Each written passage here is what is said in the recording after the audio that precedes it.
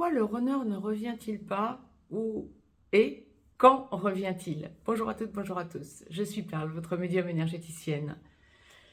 Je vous ouvre un nouveau chapitre dans les playlists qui va s'intituler Les Chroniques, je pense. Cette première capsule va y être incluse pour vous expliquer pourquoi le runner ne revient pas ou quand revient-il plus exactement. Alors le runner, ou bien sûr ça va toucher donc les flammes jumelles et bien sûr également les âmes sœurs sacrées, c'est la même logique. On travaille exactement les blessures de la même manière, un peu moins en approfondi quand nous sommes dans un lien d'âmes sœurs sacrées que de flammes jumelles. Il n'y a pas non plus la nuit noire à traverser chez les âmes sœurs sacrées, mais le travail est le même quant aux blessures.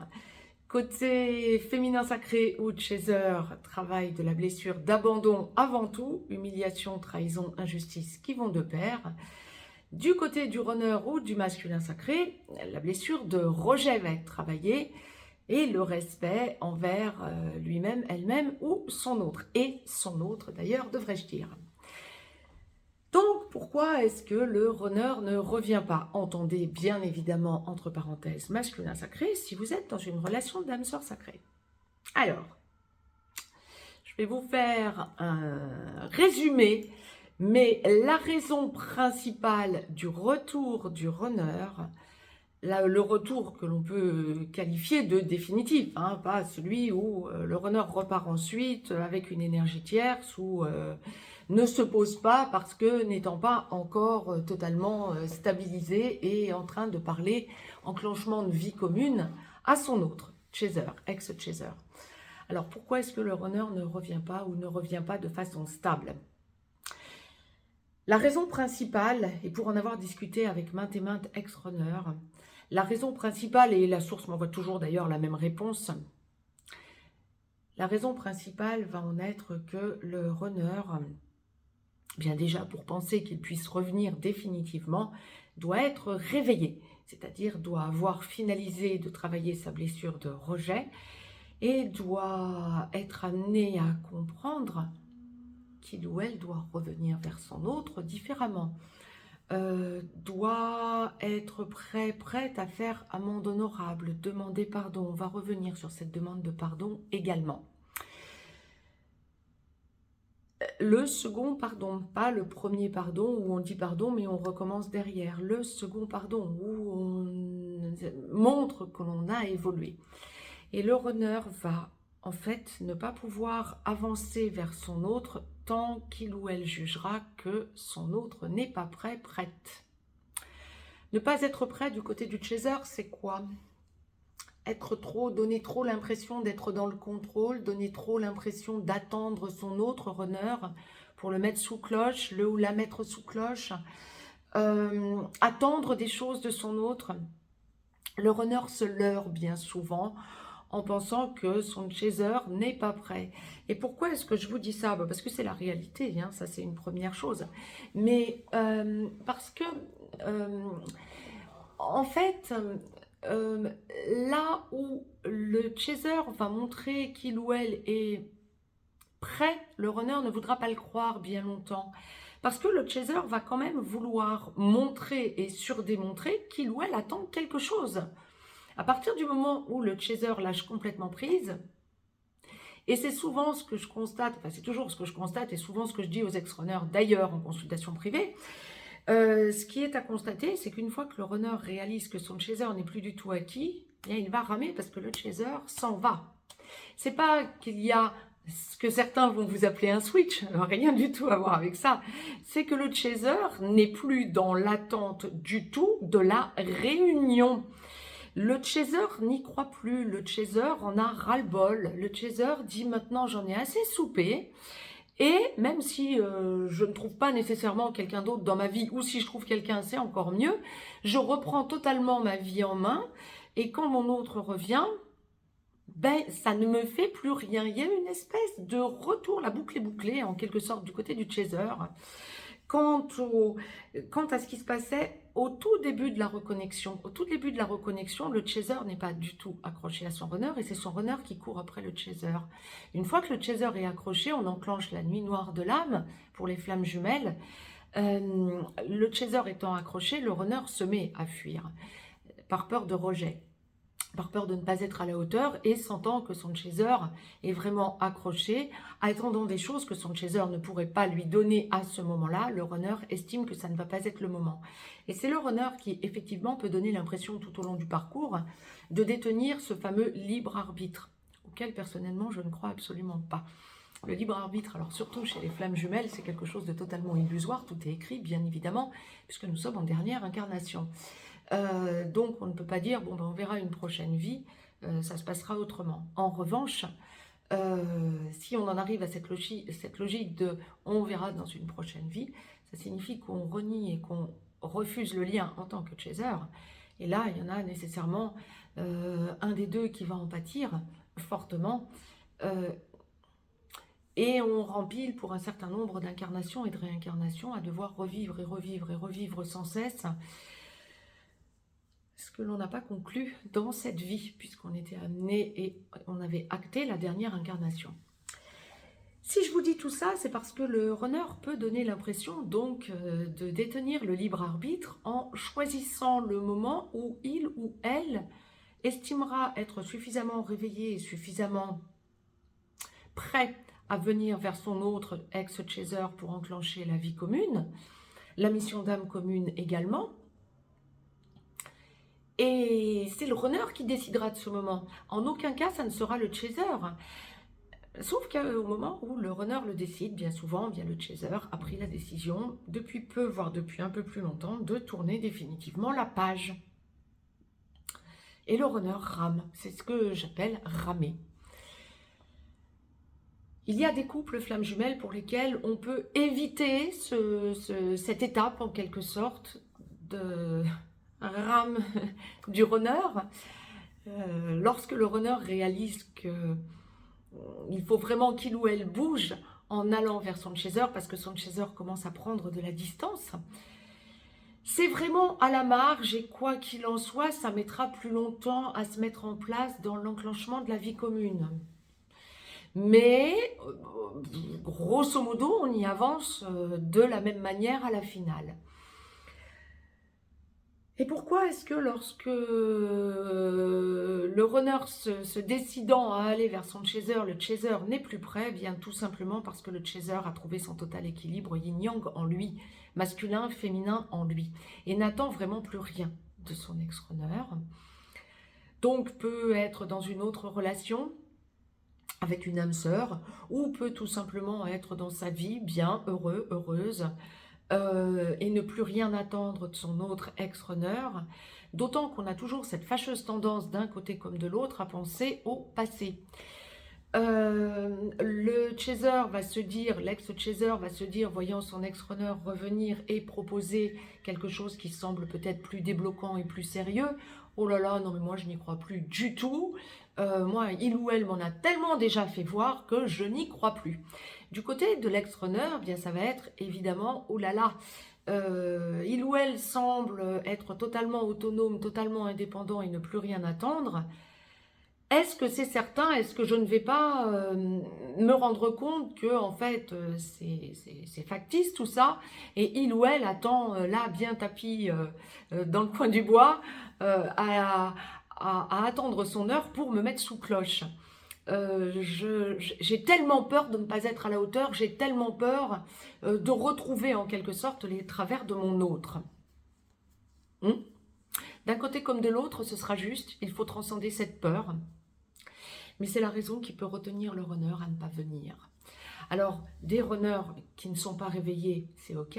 Ils ne viennent pas ou ils viennent, c'est une première approche. On est dans la réunion vers la vie commune. Éventuellement, lorsque le runner va devenir gentiment ex-runner, encore être avec ses énergies tierces bien souvent, ou dans ses addictions, ou est d'ailleurs dans ses addictions, dans ses vieux travers, mais essaie de venir plus dans la matérialité qu'en 5D, dans l'élévation auprès de son autre, voire essayer un peu de tâter le terrain et tacler son autre, ou poser un petit peu les formes et puis voir un petit peu comment son autre réagit.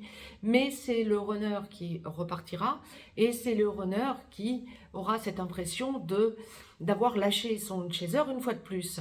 C'est que le runner n'était pas encore totalement réveillé. Pour autant, on est sur la voie du réveil. Et lorsque le runner est totalement réveillé, c'est pas pour autant qu'il vient toc toc, allô, c'est l'heure, on y va, on se met dans la vie commune.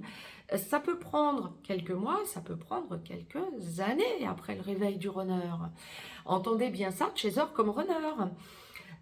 Pendant ce temps, le chaser s'équilibre de plus en plus et le chaser de plus en plus bien mène sa vie et se dit on verra plus tard, c'était pas pour cette vie, en attendant je fais le point sur moi et je vois combien j'ai évolué grâce à mon autre. Ah oui, ça c'est sûr. Sans cette reconnexion, vous n'en seriez pas là avec ce chaser. Ça, on est totalement d'accord. C'est totalement aligné et c'est une certitude absolue. Sauf que ce que vous avez vu antérieurement de votre autre, eh bien vous avez besoin d'être rassuré totalement parce que vous n'avez pas envie de vous manger à nouveau un mur. Et puis il y a le fait que vous avez changé tous les deux, vous avez évolué tous les deux, donc vous êtes deux personnes inconnues l'une pour l'autre. Et ça, c'est non négligeable et on ne peut pas passer au-dessus. Il faut vous redécouvrir une fois que l'ex-runner réveillé va venir chercher son ex-chaser et essayer de le convaincre au fur et à mesure qu'il est temps d'engager la vie commune, qu'il est temps d'enclencher la mission d'âme commune et qu'il est temps d'avancer enfin main dans la main. Alors, certains couples entendaient bien amis de chaser, amis runners également, mais bon, pour les runners, ben, c'est vous qui décidez, donc à la limite, c'est vous qui voyez quand vous sentez votre autre prêt prête. Mais pour les chasers, une relation flamme jumelle, alors pour les âmes sœurs sacrées, ça va être un peu moins, mais là, je vais vous donner des délais. Une relation flamme jumelle, ça met 8 à 10 ans à se mettre en place, minimum, quelque part. C'est juste aligné, puisque, effectivement, ça remonte, c'est une relation qui remonte à la nuit des temps. L'œuf cosmique s'est scindé en deux au moment du Big Bang. Bon, donc, depuis la nuit des temps, depuis que le Big Bang a eu lieu, on se cherche, on se recherche, on évacue de la noirceur, on replonge, on s'en sort, on va vers la lumière, on a des vies plus ou moins positives, mais on ne va pas d'un claquement de doigts en moins de 8 à 10 ans évacuer tous les scories qui restent de toutes nos vies antérieures. Ça, c'est une première chose. 8 à 10 ans minimum, mais il y en a pour qui ça va durer 25 ans, il y en a même pour qui ça va durer 40, 50 ans pour se mettre en place. Et pour la source, ça fait quoi comme différence? C'est toujours un grain de sable, je suis désolée de vous le dire aussi direct, mais c'est la réalité. La seule chose qui va dépendre de vous et de vous deux, chaser runner, ça va être le travail que vous avez à faire sur vous. Donc, on retrousse ces petites manches, on fait des grands sourires, sourire à la vie, et on vit. C'est pas parce que ça n'aboutit pas là et que ça semble bloqué que dans 1 mois, dans 2 mois, dans 6 mois, ça ne sera pas débloqué. Peut-être que ça prendra plus longtemps. Mais en tout état de cause, le désespoir est quelque chose de totalement négatif pour les couples sacrés.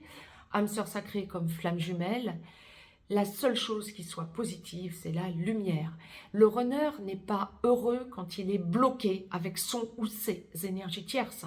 Le runner est runner comme runneuse, mais je dis runner parce que le terme exact c'est runner, homme comme femme. Celui des deux dans les couples sacrés flamme jumelle qui travaille sur la blessure de rejet, lorsqu'il est avec une énergie tierce, que ce soit une ou plusieurs successives, ça va être quelqu'un qui se bloque. Ça va être quelqu'un qui évolue aussi. Mais ça va être quelqu'un qui se bloque et qui n'est pas heureux.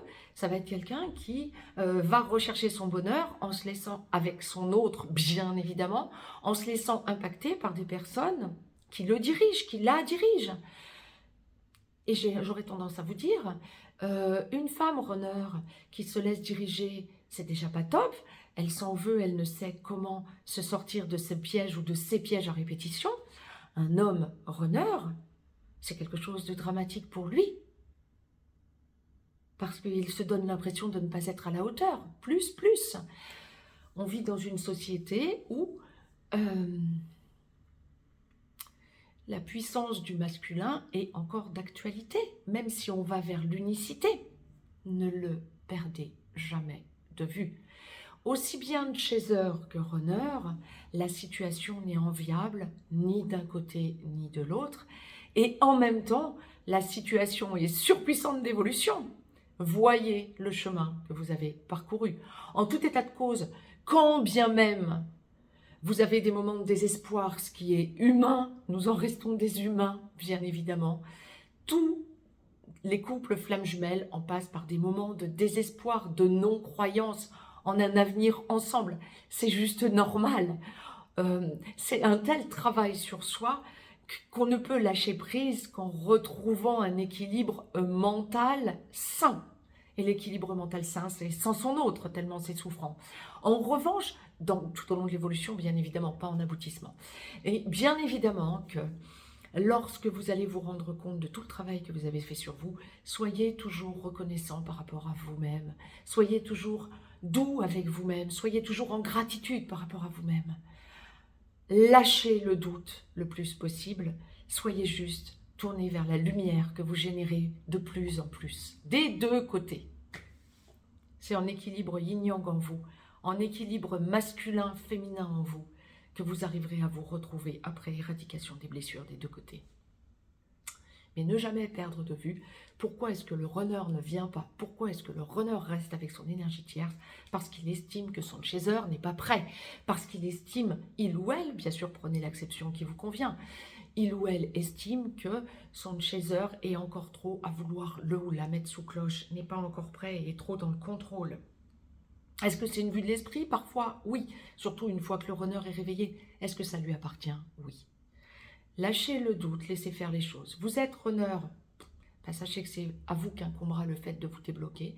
Vous êtes chaser, essayez le plus possible de vraiment lâcher prise, le vrai lâcher prise, en vous disant, c'est pas à moi d'y aller, je laisse mon autre, mon jumeau, ma jumelle, venir quand il ou elle sera prêt.